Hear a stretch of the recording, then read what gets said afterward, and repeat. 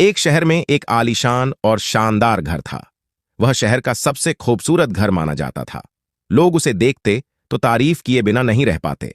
एक बार घर का मालिक किसी काम से कुछ दिनों के लिए शहर से बाहर चला गया।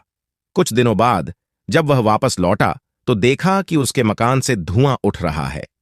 करीब जाने पर उसे घर से आग की लपटें उठती हुई दिखाई पड़ी। उसका खूबसूरत घर जल रहा था।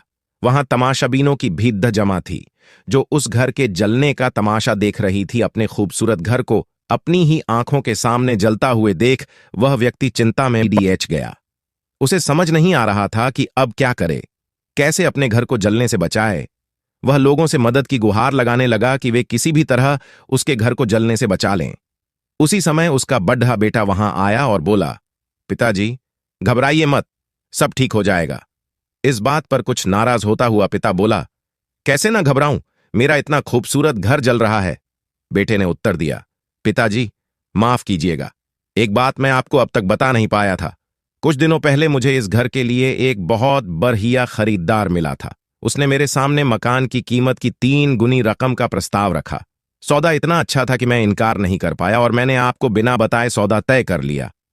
यह सुनकर पिता की जान में जान आई। उसने राहत की सांस ली और आराम से यूं खड्डा हो गया जैसे सब कुछ ठीक हो गया हो।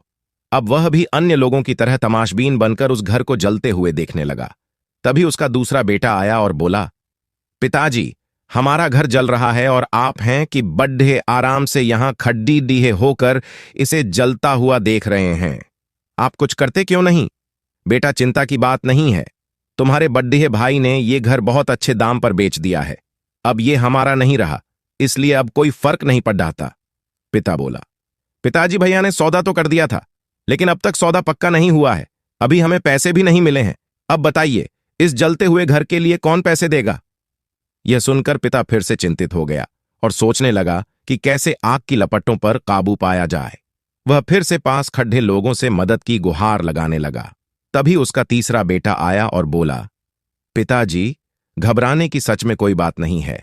मैं अभी उस आदमी से मिलकर आ रहा हूं जिससे बड्ढे भाई ने मकान का सौदा किया था। उसने कहा है कि मैं अपनी जुबान का पक्का हूं।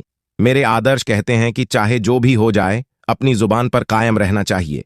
इसलिए अब जो हो जाए, जबान दी है तो घर जरूर लूंगा और उसके पैसे भी दूंगा।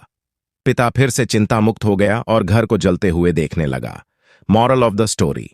मित्रों, एक ही परिस्थिति में व्यक्ति का व्यवहार भिन्न भिन्न हो सकता है और यह व्यवहार उसकी सोच के कारण होता है।